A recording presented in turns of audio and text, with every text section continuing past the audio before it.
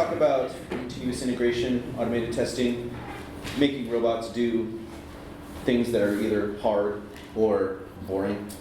I'm Shawn DeArmond, web architect at UC Davis. This is Mark Miller. We work in the web development unit in IET, Information and Educational Technology, which is what we call the central IT unit at UC Davis. Let's get into this. This is a slide from a presentation I gave here at BadCamp in 2012. It was on a release and development workflow using Git and how you have your code that flows upstream and your files that flow downstream. And I don't think this is necessarily wrong, but I think some of the complexities of modern development means this is time for an update. So, and this is going to be different for everybody, but this is sort of conceptually, here are all the places where you'll either have code running or sitting or in use in some way. And sort of similarly, we have the code that flows upstream. But it doesn't always flow in exactly like this direction. Sometimes it's more like this, and that's fine too, right? So kind of however you end up moving the code, sometimes the Git goes directly to deployment instead of going directly from staging to deployment. So your code can kind of follow some of those steps. And then you have your data, your files, your database, goes downstream, but it doesn't flow like from one to the other. It sort of goes hopefully from your production down. And obviously your data never ends up in the Git repository, so we skip that. So anywhere you see green arrows here, these are places where you're doing things over and over again, and it's either taking a long time or you're screw up sometimes because we're all human. So these are all places where we can have potential efficiency gains by making robots do the work for us. And so that's what we're going to talk about throughout this. Is we're going to identify in each of those stages, what are the tools that are available, what are the things that we've done in developing our stuff in order to make robots do our stuff. So how do we do that? We script things. That's just what we do. And the scripts don't always follow the exact same format or in the same system, so we sort of find where we can put scripts to make this all more efficient. So let's look at each of those. Let's look at local development first. So local development, I think that we're moving in really the right direction in local development. These new tools, Lando, Docker Compose, Doxel, DDEV, these have really helped local development help match production and help you can keep all of the configuration of your local development in the code base itself, so that when new people come, all the configuration, the right version of PHP and all that kind of stuff is all within the configuration in the code base of the project itself. And I think that's really helped. There's also a lot of stuff that these tools provide as far as custom scripts or custom commands that you can add to these tools to do things like initialize the environment, set everything up, refresh your data from live, so that was that arrow that went from live down to local, and so run automated tests locally. So all these things that we can do, we want to script those so that we all do them the same way. All of the developers on the team will do them the same way, and it'll be very quick, and so we don't have to spend a lot of time on them. So kind of that next step there is Git, right? So everything kind of, that's your code base. Everything goes into Git. But Git has, depending on what service you use, and you could use any of these, there's a lot of tooling around the kind of continuous integration you can do kind of in cohort with the Git environment. So if you're using Bitbucket, they have things like Bitbucket Pipelines.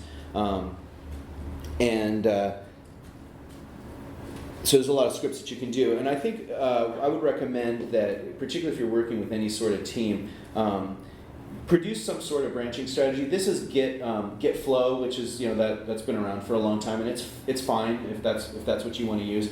But establish a sort of branching strategy so that you have new people that come on board. You can document that. You say this is the branching strategy that we're going to use, and then just some security stuff. You can protect master and dev so that the only way you can commit to master or commit to dev would be through a pull request. So you do your feature branches, and you can protect master and dev so that you don't have people just like cowboying code straight into master. Just in security stuff using SSH keys, multi-factor authentication. Remember that kind of Git, I don't know, there wasn't a vulnerability in Git. There was a Git problem that happened a few months ago where there was a lot of ransomware getting dumped into Git repositories. Did anybody get hit by that? We did. It was not fun. So SSH keys, multi-factor authentication, do good stuff like that. And so pull requests in your service, this is the great time, of course, for the code review, but this is where we want to do the automated testing, right? So we do a bunch of work, we do our development, and then we do a bunch of commits, and then we create the pull request. And the pull request is the big thing of, okay, everybody, I got some new stuff. I want you to all look at it and make sure that this is worthy to be, committed back to either our dev branch or to master. And so this is an example of some of the cool things that's in Bitbucket that you get as part of this pull request process. So the approval process is good. You can even, there's settings where you could say, well, we require an approval by someone else on the team before you be permission to merge. You can enable that or not. But certainly getting other people involved, you invite them, they get the email, they can say, yes, this looks good. A comment thread so that people can leave notes or recommendations or things that you might need to be fixed as part of this pull request. And then getting your automated testing integrated into the Git repository so that you can see right there on the screen that these tests have passed. And then you can click through to them. So let's talk about testing just for a second. And so this is where we're going to spend a lot of time on testing. Like that's, I'm already, 7 minutes into this, and we're halfway through. But we're going to spend a big chunk of time here on testing because that's where I think where we found the most amount of win, the low-hanging fruit is in your automated testing. This is things that if you had to go and test your entire code base by hand, it would take you hours. So you probably don't, which means now you have new stuff going into production weeks that you have new stuff going into production that you have no idea whether it broke anything. You don't think it did, but there's a lot of weird stuff where this can affect this over there, and we'll get into that. So this is where you want to use some sort of tool out there, some sort of CI tool in order to perform the testing. So this is a screenshot of CircleCI. That's a great one. Where you can see it has all these tasks. It can tell you whether it's succeeded or failed. All the projects that we have on the side. And so this is where it'll run all of our automated tests. And it can do a lot more than that too. You can get into deployment and stuff like that. I'm going to focus right now just on the automated test piece of it. This is ProboCI. We use this one a lot. I really like ProboCI. This will run through all of our tests. It'll build the whole Drupal site. And then one of my favorite features here is that you can't really see that. It says view site. So after all the tests are run, that button will become available. You click on that and it'll actually produce a hosted version of your site with a real URL that you can email to people so that you have stakeholders or someone where you don't want them to have to download the whole code base and try to get it all installed locally. Just say, hey, go here and log in and tell me if this feature that we're working on, whether this kind of meets what you had in mind for this feature. And so that's what it does. It just spins up the new site, and it'll keep it around for some amount of time, just depending on what your plan is, and it'll just start destroying the old stuff over time. But that's super handy. So The configuration for these CI tools, Probo, Circle, others, they're all pretty much the same. Bitbucket Pipelines, they're all pretty much the same. You don't have to read that.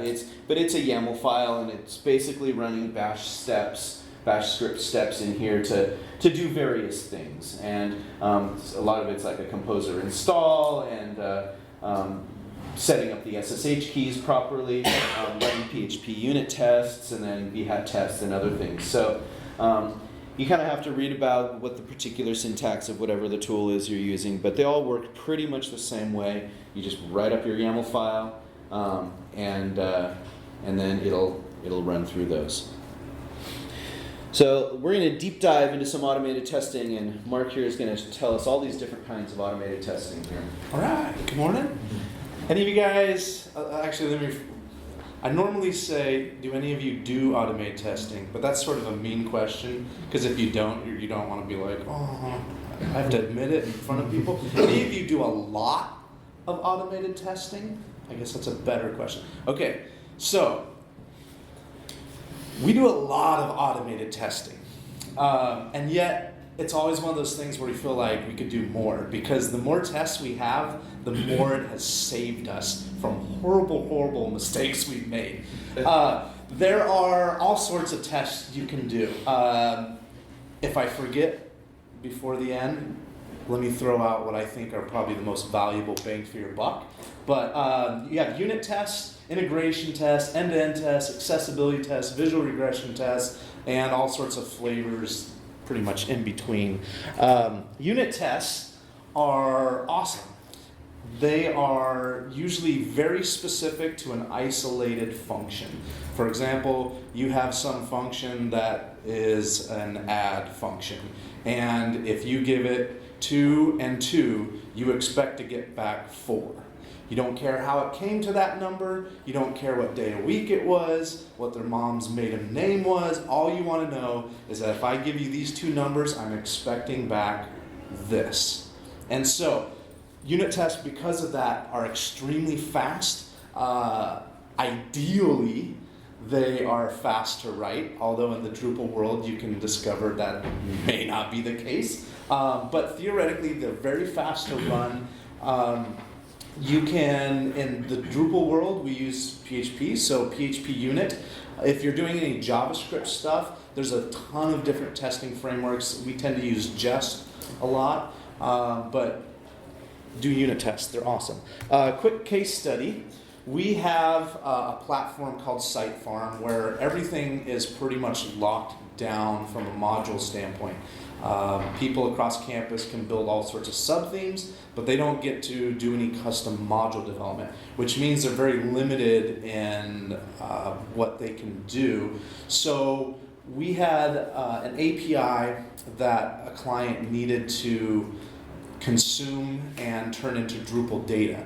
Because they can't build a Drupal module, what we ended up doing was creating probably hundreds of Lambda functions that consumed this API, converted it into what Drupal needed, and then pumped it into Drupal with JSON API.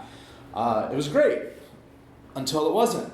And we discovered there are problems, and this other API we were consuming was not consistent, and sometimes we'd give you unique IDs and other times wouldn't, and just all sorts of problems. And so this was a perfect case where we really needed unit tests. So we broke everything out in these Lambda functions. If you don't know what a Lambda function is, you can Google it. It's AWS's version of a serverless function. But basically, broke out our common code into libraries, and those are the things we tested. Anytime something got stuck into an S3 bucket, we wanted to test, does this do what we think it does? If none of that made sense as far as lingo, unit test saying, does this do what we think it's supposed to do before we pass it on to something else? So this was great because we were able to basically destroy a whole lot of bugs, a lot of unknown problems that were causing our project to have issues. Next are integration tests. You may have a unit test that passes, another unit test that passes, but when you put them together, it no longer works because like this, you may have a door that works great, you may have a lock that works great, they weren't designed to work together. So your integration tests are checking to see, do these smaller components work together? They are generally slower than unit tests, but they provide a lot of value because you can make sure your system as a whole is working. If you've ever seen any talks on testing, there's the classic test pyramid where the bulk of your tests should be unit tests. Then you have some integration tests on top of that, and then a couple end-to-end tests at the very top, which sort of test your site from one end to the other. I discovered in real-life Drupal sites, it tends to be more like this on the right, or what side are you guys on? On the right. If I'm doing custom module development, yes, this left side works more. But when you're doing more Drupal integrations, where you're trying to get all these other things working together, there's tons of dependency injection that you have to mock and then provide dummy data, and it's often really, really cumbersome to do unit tests in Drupal when you're on the site building side of it. If you're making a custom module, not a problem, but on the site building side, I've found it's really, really cumbersome. So we tend to do more end-to-end tests. If you've ever heard of Behat, that's a popular one for doing end-to-end tests. End-to-end tests are just souped up integration tests. They're again checking to make sure that things work together well, but it tends to be on a much more higher level. It's simulating an actual user going in and clicking around, adding an article. Does this article show up where it's supposed to be? Does the CK editor, this little custom button I built in the CK editor, when I click that, does it actually pop open a dialog box? So I want to test all of this functionality. Oftentimes, you're testing JavaScript functionality within that. So yeah, we use Behat a lot. If you're doing custom stuff, or contrib work, I should say, Nightwatch is now in Drupal core, which is awesome. It's a JavaScript testing framework. There's all sorts of end-to-end testing frameworks. I want to spend a little bit of time talking about Cypress. Any of you heard of Cypress before? Cool. Setting up Behat, although we've got hundreds of Behat tests, is a real pain in the neck to get configured. It's gotten better, but it's just always having problems for me. When I first started using Cypress, I felt like I had magic. I was like, oh my gosh, it just works, and like all this stuff, it's so fancy. It pops open this UI, you can click around, you can do everything in real time as time travel debugging, so you can actually go back and see at every single step along the way in the user interface. Because the thing is, unlike things like Behat and some of these other testing frameworks, it is not using Selenium. It is all natively running inside of the Chrome browser, which it's still a little different if you're using like a Chrome driver, WebDriver stuff. It's an API talking to the browser, whereas Cypress is literally in the browser. So there's a lot more native integration. It has automatic waits and reloads. First time I started using Nightwatch, I couldn't understand why things were breaking, because you have to explicitly tell it, hey, you need to wait for this thing to show up before you can run an assertion on it. With Cypress, it automatically waits until this thing shows up, and so you don't have to put in all these timers, which makes things way, way faster. So this is basically your UI. On the left, you have a list of all the tests you've written. You can toggle open one of them and see the specific assertions. For example, here, I'm expecting an H1 with header site name to have the text site farm. On the right, there it is, site farm, sitting, and test pass. So, there's also on the sort of top middle here, this little target icon. You can take that, hover over anything on your page, and it will create not just the selector to go find that thing, but it'll actually generate the whole code where you can just hit your copy, go back to your JavaScript file, paste that in, and you've already got the selector you need to go target this thing, start running assertions on. Not that you can't do that on your own, but it has lots of these little tools built into it that make things much, much quicker and simpler. As well, because it's running natively inside Chrome, you have access to all your standard dev tools in Chrome. Your console, your inspector, everything you need is there, and you can go use that to your benefit. So, one place where we started using this, we have a pattern lab. If you've heard of pattern lab around these conferences, it's basically a library of all the styles for your site, all of your CSS and JavaScript, your markup. These are all the components that are going to make up our site. That's great, except that you may not have a lot of tests in there, because all of our tests are in our Drupal stuff, and the way we do our pattern lab has nothing to do with Drupal, because our pattern lab may be used by WordPress or may be used by some legacy app or some front-end framework. So it's completely separated from our Drupal stuff. And we pushed out a release, suddenly got all these messages from people, hey, my site's not working.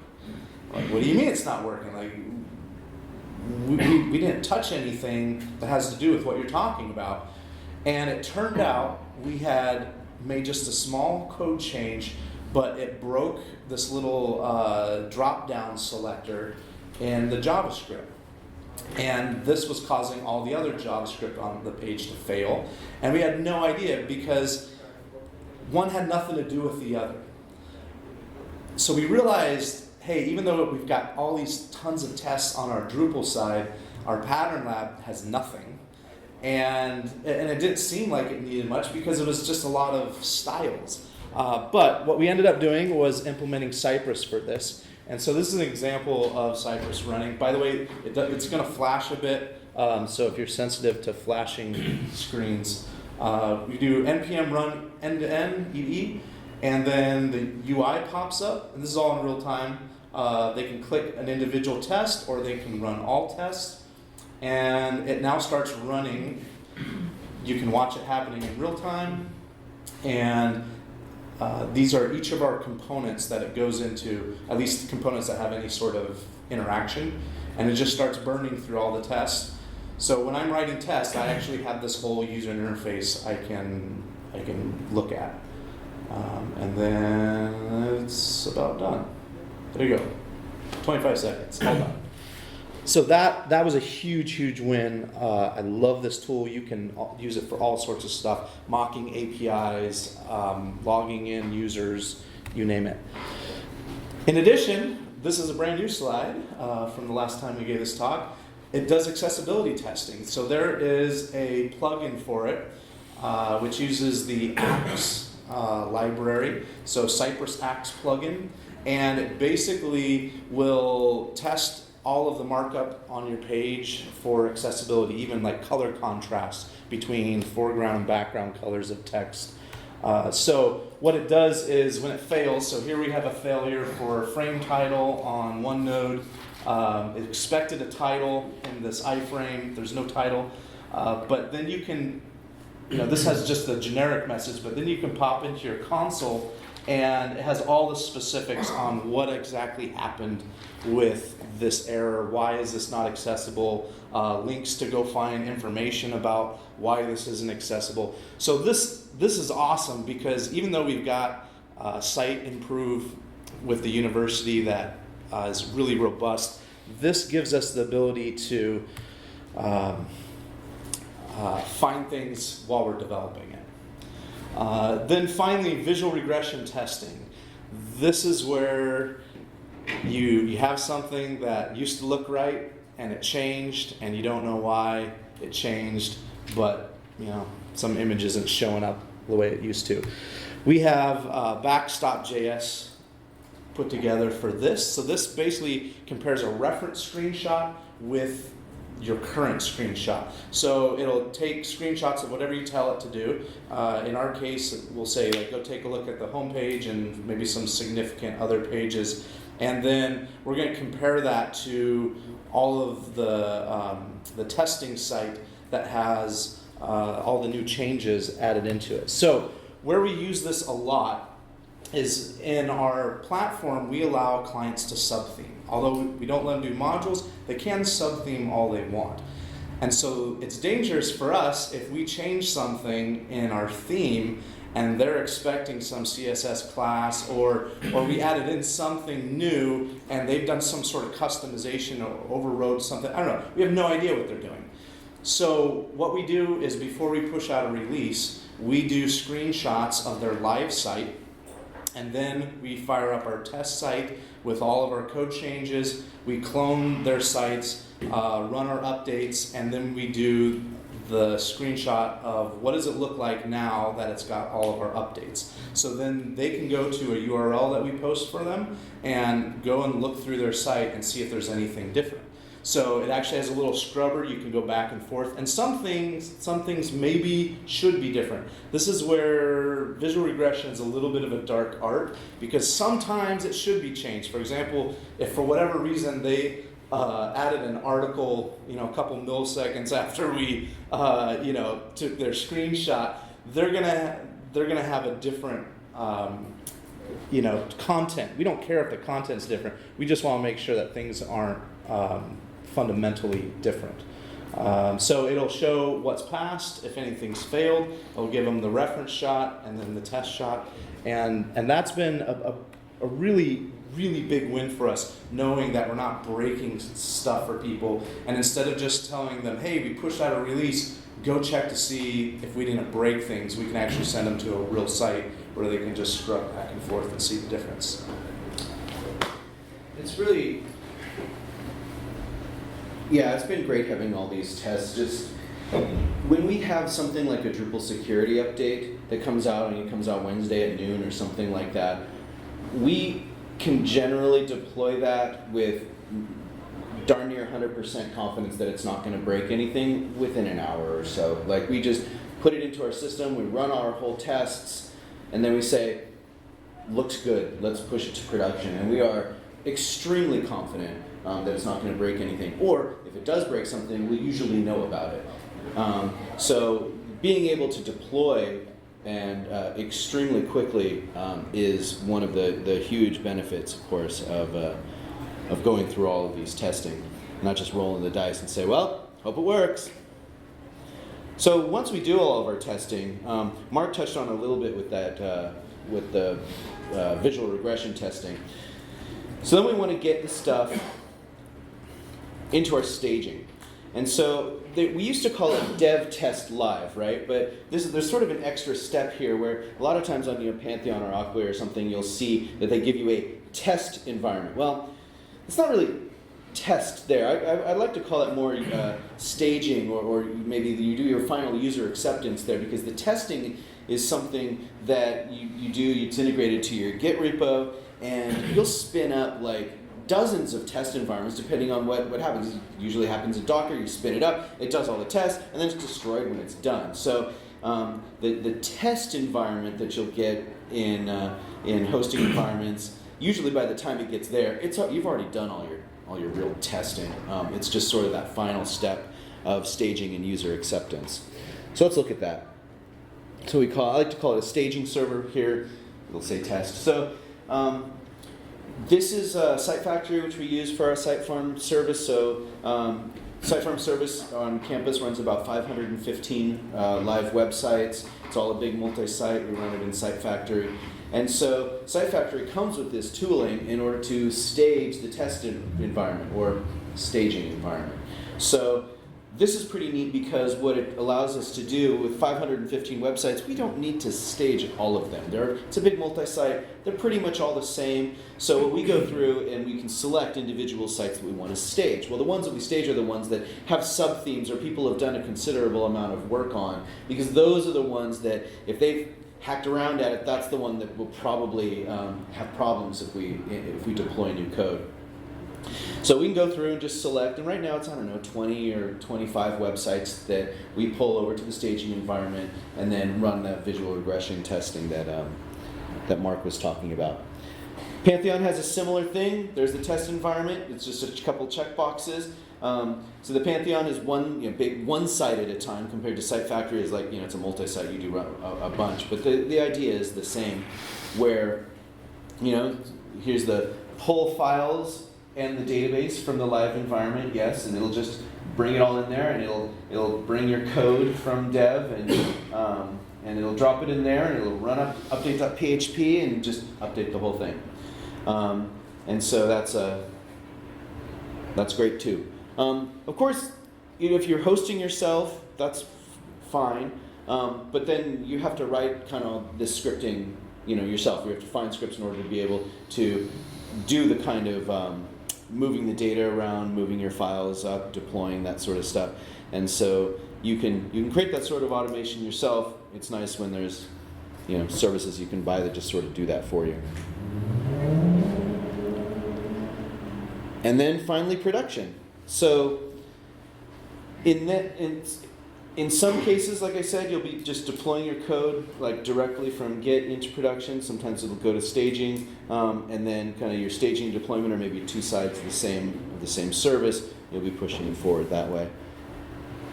Similarly here, this is Site Factory again, where we can just say, hey, either right now or at a specific time, deploy to production, and you select the Git path, so that would be either a branch, or we do a tag, so we tag our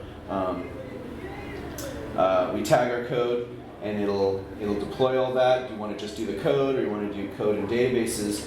And Site Factory is great because you have 500 websites, and those are only our live websites. We probably have another 300 or 400 that are just like either in development, or they're clones, or they were just a test site that someone screwed around with and then left abandoned. But you still need to be updated, right? So it goes through, and 3 at a time, it'll run update.php, and it does some wizardry on the back end where it'll shift all your sites over to an update server, so you don't end up with any downtime while all this is happening either. So it's able to run through and update 1,000 websites, and it takes a while. Like, it takes like a few hours, but it'll go through and update every website as you're going through. Do you have a quick question? We've been experiencing downtime with this environment, so that's a bummer. Yeah. Yeah, we did early on. We had some downtime when we were running big code updates, but lately we really haven't. It doesn't go down. No. We have Pingdom and other things running, New Relic running, and it's good to know that we're not supposed to have downtime. you're not supposed to. Okay. Now what it'll do, there's a short period in there where it will switch it to maintenance mode, but with a good varnish server in front of it, You shouldn't see that. they shouldn't see that, unless they try to hit some page that hasn't been hit in 6 weeks. Right. But you shouldn't see downtime, and you Okay. shouldn't see downtime during it.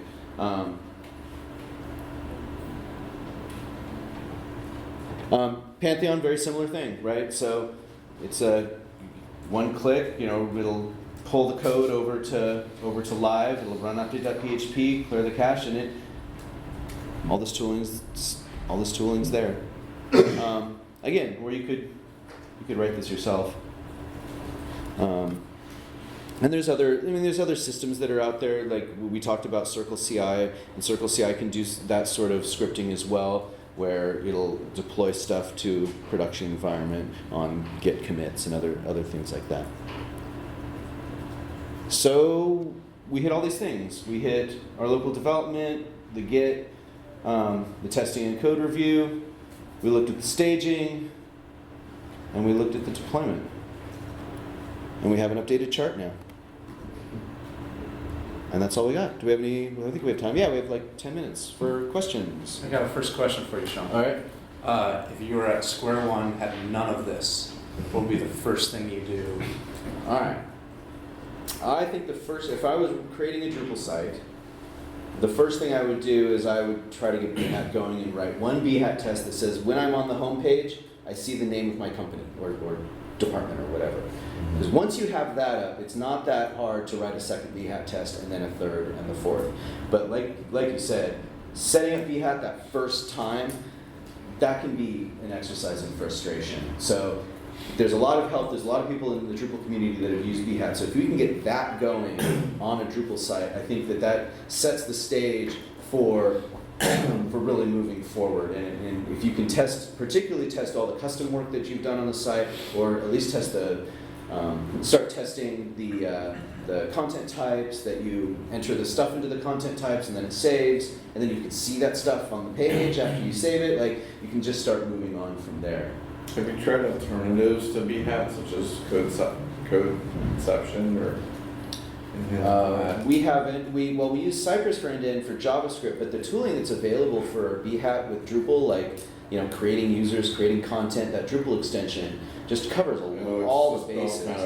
It's all built in, and so I'm sure Cypress would be awesome. It'd be better than Behat. It is better than Behat. It's way better. Way better than Behat. But without the Drupal tooling, you kind of have to, and then I go to this page, and then I enter the login and password, and then I go to this page, and then I create a user instead of just saying I log in as an administrator user, right? So there's a lot of steps that are just removed for you. You could do that with Cypress, but you would probably have to build a lot of it out yourself. I've seen some GitHub repos where people have built out custom commands for Cypress to log in and do some of this, but it's just way immature compared to Right. Behat. Someone may end up, Drupal community is great, people may end up getting there, but right now Behat is sort of the lingua franca for automated end-to-end testing in Drupal. Do you have a question? Cypress was running natively within the Chrome browser. Do you have any concerns on cross-browser testing? Not really. I think in general, if we were, for example, Behat, we're not doing cross-browser testing for every single thing. If there's something where you have a specific bug, then maybe I would write a test. And by the way, Cypress is working, maybe they already do cross-browser now. I know they didn't, but that's on the roadmap. And so I think if we had an issue where we had a bug in Firefox or Safari, maybe we'd write a custom test with our Behat. But it's just not something we've bothered with. Yeah, I was going to say, obviously you guys do both Behat and Cypress. How do you kind of decide what tool you're going to use to do a specific test? So anything PHP based, we use Behat. Anything that's JavaScript based or non-PHP, basically, we use Cypress. Yeah, as long as it's within our pattern. I mean, if there's JavaScript stuff that's part of a Drupal module or something, we can't do it in pattern lab because the JavaScript doesn't live there. Right. So we might do that in Behat, but I would say anything we can do in Cypress in the pattern lab, we should do it there. But if it's not there, we have to move downstream. As well, if any of you have jumped onto the decoupled bandwagon, Cypress is awesome for any decoupled stuff. Okay. So, Drupal has a whole bunch of built-in functional and integration test frameworks. Mm-hmm. Have you just not used them for whatever reason, or have you rejected them or not? Or? So I use them a ton when I'm writing contrib modules. Right. We haven't used them for any of our stuff.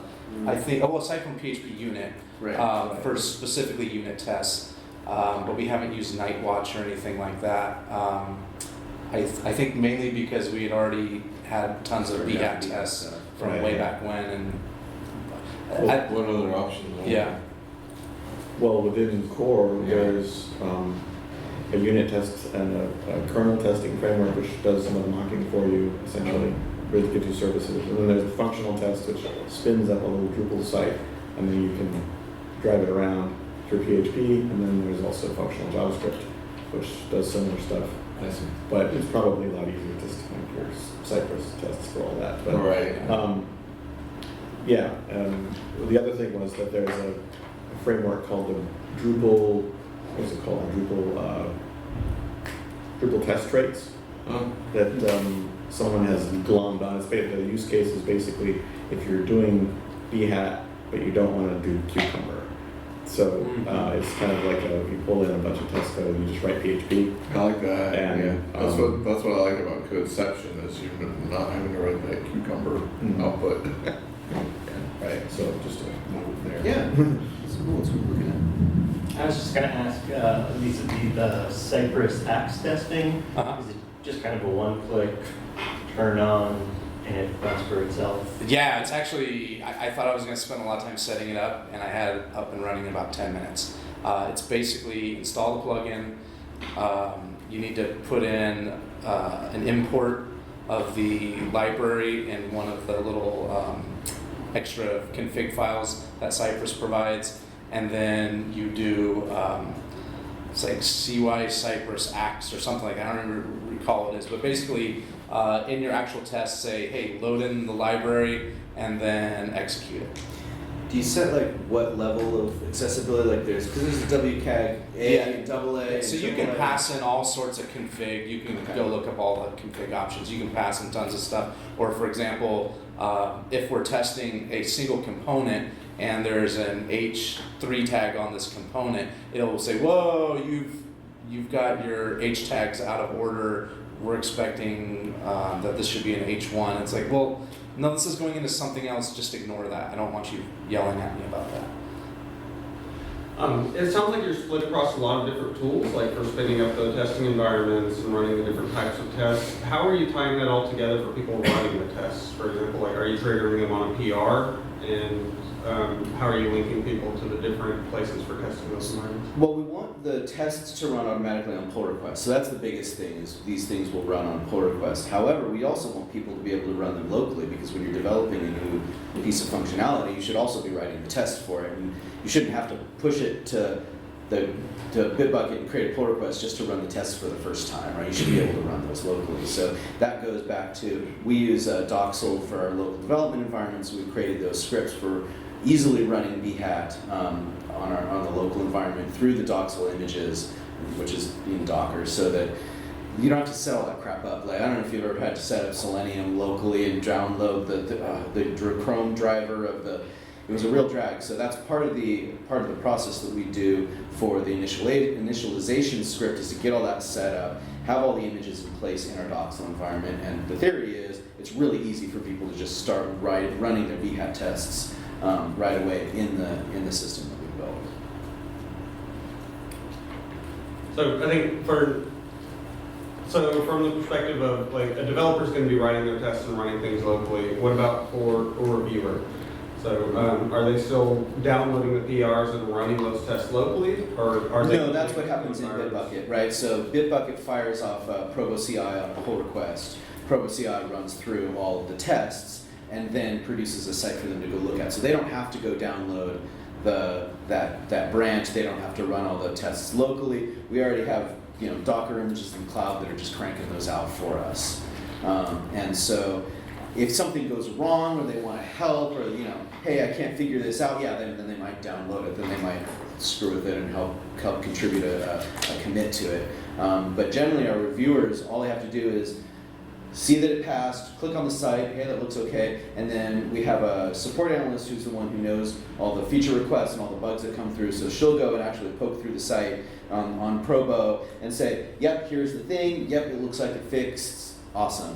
And then if tests don't pass, the reviewers don't even bother. Like, tests don't pass, fix that first, and then I'll come and look at it, And so one of the biggest headaches that we have is, hey, the test passed locally, why aren't they passing up on Probo? Now we got to figure that out, And so that's just part of the dance, I guess.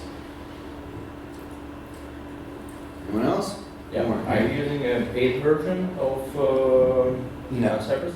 Of Cypress? No, we're just using the Free open one, source. right? Yeah, so Cypress has a paid service where you don't need it to run the test, but it's like they have an extra dashboard where when you run your tests in your CI tool, it'll take screenshots and videos of all your tests. So then you can go into the Cypress dashboard and see all of your tests, how they ran in the CI tool. And so they have a bunch of really cool integration stuff, but I don't care about any of it. So yeah, we're just using the open source stuff. Okay, so finally, to provide artifacts, and you store artifacts somewhere? Yeah, so for the code base or for? Right after test completion, so it provides some artifacts, right? So Firewall, kind of step that, firewalls I and stuff. skipped that step. So there's one more step that we do for the whole Drupal site where we upload it or we commit it to, or for Sitefarm, the platform, we commit it to Acquia and to their Git repository.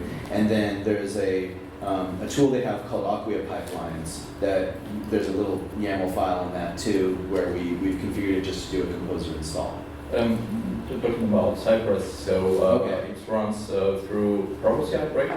Cypress runs in Bitbucket Pipelines actually. Yeah, so we run Cypress on our pattern lab, which has nothing to do with Drupal. Right. So pattern lab creates basically static HTML, and so with that, Cypress runs on that static HTML site. After that's done, we then deploy it to an AWS S3 bucket so that the campus can see, here are the official styles and brandings for the campus. But yeah, within the test, and it doesn't matter whether it's Bitbucket Pipelines or CI, CircleCI, or it doesn't matter. But yeah, the pattern lab will create the artifact that Cypress runs on. We didn't get too deep into this, but because Pattern Lab is a separate repo, then well, we have a lot of repos going on. One for the theme, one for the platform, one for our install profile, our Drupal profile. So we have extra scripts that takes the Pattern Lab, does the compiling of the Pattern Lab through Gulp, and then suck that into the theme. So we have some tooling around that too. And that's done manually. We don't have that automated anyway, other than we have a script to do it, but we have to do it. If you saw us yesterday at the DevOps Summit, you would have seen some of that. Not that you would have understood it. Yeah, last question, I think we're out of time. Go ahead. I was gonna say the one thing with Cypress thing, you were talking about it has a recording function. They were talking yesterday in the accessibility training about having those recordings, having those screenshots of proof that you made improvements over time from a legality standpoint. If you can show, hey, every 90 days you made these incremental improvements, if you do have a legal issue, is much better than going, yeah, we worked on it. Right.